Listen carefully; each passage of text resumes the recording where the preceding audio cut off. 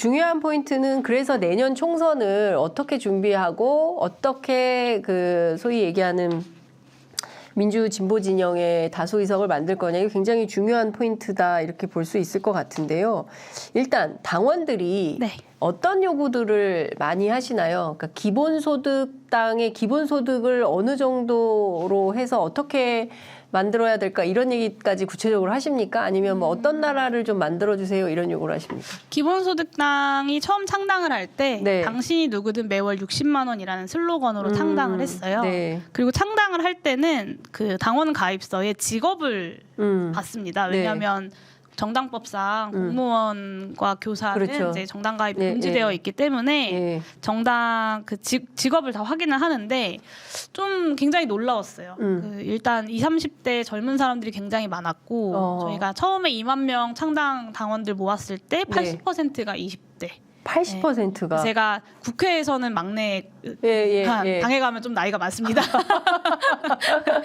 그리고 와 20대가 80%. 80%. 와, 네, 예. 그래서 첫 정당인 사람들 그리고 자기가 뭘 하면 이제 기본소득이 되겠냐 이런 질문을 하시는 분들이 굉장히 많았고 그리고 직업도 굉장히 불안정한 청년들 예를 들면 뭐 지금 생각나는 건 뭐 쿠팡맨이라고 적은 분들도 계시고 네. 뭐 편돌이 편순이 뭐 백수 백조 뭐 그리고 간호조무사 좀 이런 저임금의 비정규직 불안정한 일자리에 계시는 분들이 이제 많이 청년 당원들이 입당을 했었어요. 그래서 네. 좀 이거는 시대의 어떤 흐름이구나라는 생각을 했습니다. 굉장히 불안정한 삶을 살아가고 있고 미래를 준비는커녕 꿈꿀 수도 없는 청년들에게 기본소득이라는 것이 얼마나 절박한 것인지, 절박한 어떤 미래 의제인지, 그리고 또 청년들에게 정말 희망이 될 수 있구나. 네. 기본소득이 얼마 지난 대선 때 최재형 당시 대선 후보가 그 경선 후보였죠. 네. 용돈 수준이다라고 얘기했어요.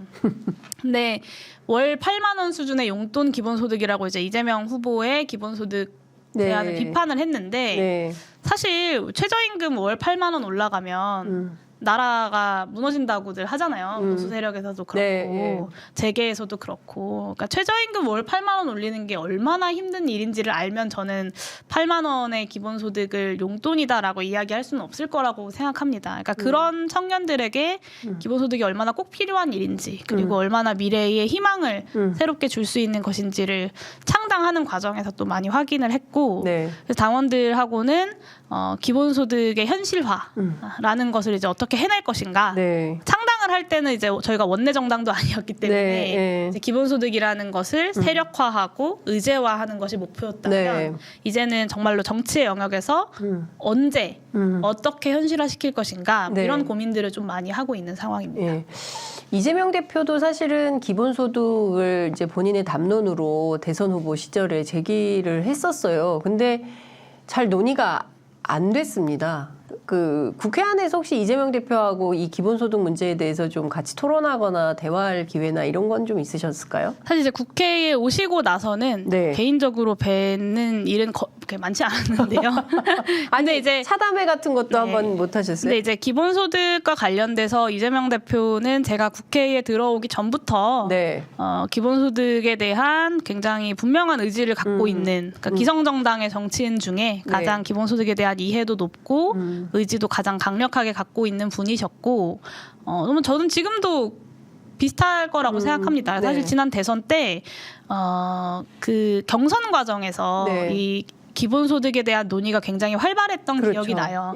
그래서 경선 과정에서 지금의 이 복지제도 시스템을 조금씩 고쳐서 어떻게 더 활용해 볼 것인가 아니면 이제 시대가 변하고 있고 기존의 우리의 시스템이 사회안전망으로서 기능을 제대로 못하고 있으니까 기본소득이라는 새로운 어떤 전환을 시도해 볼 것인가 이런 논쟁들을 막 했었어요. 저도 그런 이 논쟁에 끼어들기도 하고 적극적으로 임하기도 했는데 양당의 후보가 결정되는 딱 그 순간부터 경선이 끝나는 그 순간부터 이런 논의가 싹 사라지더라고요.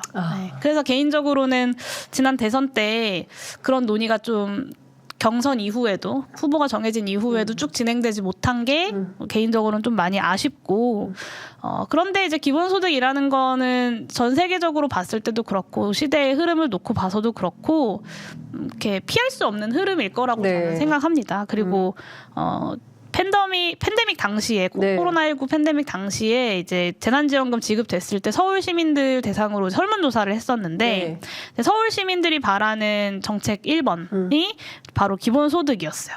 그리고 이재명의 기본소득이라는 것을 이제 보수 언론이나 뭐 국민의힘에서 많이 비판하지만 사실 지자체 차원에서는 다양한 형태의 기본소득 정책들이 이미 논의가 되고 있고 이미 도입되고 있거든요. 뭐 예를 들면 신안군에서 펼쳐지고 있는 뭐 햇빛연금이라거나 바람연금 같은 정책적 경험들도 이미 축적되고 있고 각 지역에서 이제 농민들이나 농촌을 대상으로 한 기본소득 정책들이 이미 시행되고 있거나 또 논의되고 있고 그래서 기본소득에 대한 국민들의 동의는 점점 확대되어 가고 있다고 저는 생각합니다. 그러니까 내년 총선에서도 사실은 이 최소한의 당신이 누군든지 간에 60만 원이라고 하면 저도 지지할 것 같아요. 근데 좀 기본적인 삶이 좀 돼야 될 것 같아요. 제가 사실은 얼마 전에 그 뉴스 보고 참 마음이 아팠는데 아침밥이 너무 부담스러워가지고 이제 그 100만 원, 아예 100원 오픈다운 해가지고 보셨죠 그 기사. 그러니까 이런 게 우리 현실이거든요. 근데 막 무슨 몇백억씩 해외 순방 다니고 그리고 특활비로 도대체 얼마를 쓰는지 그 돈이 다 누구한테 어디로 가는 건지 그런 걸로 막 공기청정기 사고 이러면 곤란한 거 아닙니까? 근데 지금 상황이 계속 이렇단 말이죠. 지금 지금 21대 국회에서 기본소득 논의합시다. 21대 국회에서요? 말 꺼낼 수 있습니까? 그런 환경이 저는 계속 얘기하고 있죠. 근데 지난 대선이 끝나고 사실 정말 많이 들었던 이야기가 야 이제 대선 이렇게 돼가지고 기본소득 끝난 거 아니야? 이런 질문도 정말 많이 받았어요. 그리고 저도 개인적으로 아주 잠깐 윤석열 정부에서 기본소득을 어떻게 해야 되나 이게 법안을 통과시켜도 어차피 거부권을 쓸 텐데 기본소득당이라는 당명을 바꿔야 되나 뭐 이런 생각도 해보기도 하고 했는데 제가 내린 결론은 그러니까 대한민국에서 기본소득이 2016년부터 시작해가지고 쭉 상승세를 탔어요. 한 번에 그러니까 이 불과 6, 7년 만에 이제 기본소득이라는 것이 집권 여당 대선 후보의 공약으로 올라올 만큼 성장을 한 거거든요. 근데 이제 아까 말씀드린 것처럼 경선 후보가 그러니까 경선이 끝나고 후보가 정해지고 나서 그 이야기가 충분히 진행되지 못한 거잖아요. 그래서 저는 아직까지 아주 깊은 수준으로 국민들과 함께 수기하지 못한 것이지 이 의제 자체가 사라진 것은 아니다라는 생각이 들고 두 가지 전략을 이제 제가 전국을 다니면서 많이 강연하면서 말씀드리고 있는데 하나는 이제 지자체 차원에서 많이 확대되고 있기 때문에 지자체 차원의 모델들을 많이 발굴하고 지역 주민들이 같이 참여할 수 있는 기본소득 경험들을 쭉 축적해 나가는 것. 그리고 또 한 가지가 중앙정부에서 중앙정치에서 그러면 어떤 전략을 가지고 기본소득을 구현해 나갈 것인가.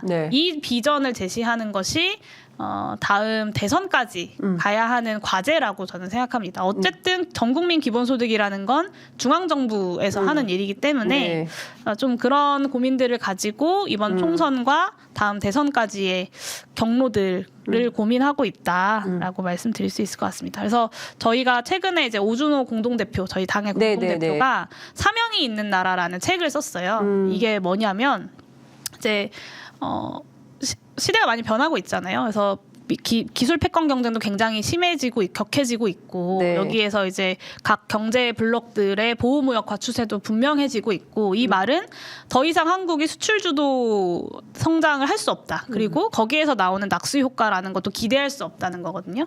한국이 어디에서 먹거리를 찾아야 되느냐?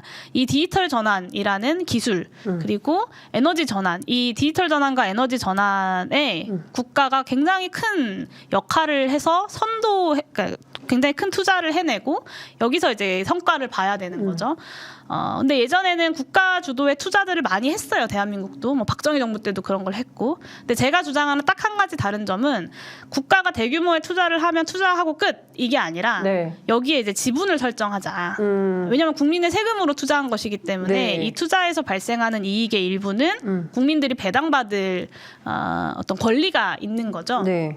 그래서 좀 이런 방식으로 그냥 이렇게 세금을 얼마 걷어서 기본소득 얼마씩 주겠다 이 논의에만 머무르는 것이 아니라 실제로 새로운 시대의 어떤 새로운 정부의 역할과 분배 시스템 같은 네. 것을 어떻게 구축할 것인가 이런 이제 담론을 다음 총선과 대선까지 제시하는 것이 이제 기본소득 도입의 큰 과제라고 네. 저는 생각합니다. 그러니까 일종의 이제 대전환의 시대에 지금까지 사실은 뭐 인구 소멸 문제, 그 다음에 이제 노동의 위기, 뭐 저출생의 문제, 뭐 이런 것들이 다 복합적으로, 그러니까 대통령 좋아하는 이제 복합 위기의 상황에서 어떻게 우리 대한민국 국민들이 행복하게 살아갈 거냐, 그거에 대한 어떤 총체적인 고민, 이게 사실은 그 출발이 기본소득이 보장되고 무엇을 하든 어디에서 어떻게 살든지 간에 최소한의 그 60만 원으로는 안 되겠지만 그래도 최소한 최소한의 삶을 유지할 수 있는 수준으로 국가가 책임지는 방식으로 가야 된다. 이제 이런 말씀 주신 걸로 이해하겠습니다. 구찌와 샤넬님이 용해인 100명만 있어도 우리나라가 달라질 텐데. 아이고, 네. 영광스러운 평가이십니다. 예. 유나야님, 장해찬 최고에 대한 비판이 많네요. 예. 그리고 김성배님이 용 의원님 민주당으로 와서 큰 정치하세요. 비씨팍님께서는 똑순 씨 오래오래 최초 여성 국회의장까지 땡땡땡 하셨습니다. 용해인 의원님 여성 국회의장을 하실지 대통령이 되실지 그건 좀 지켜봐야 될 것 같고요.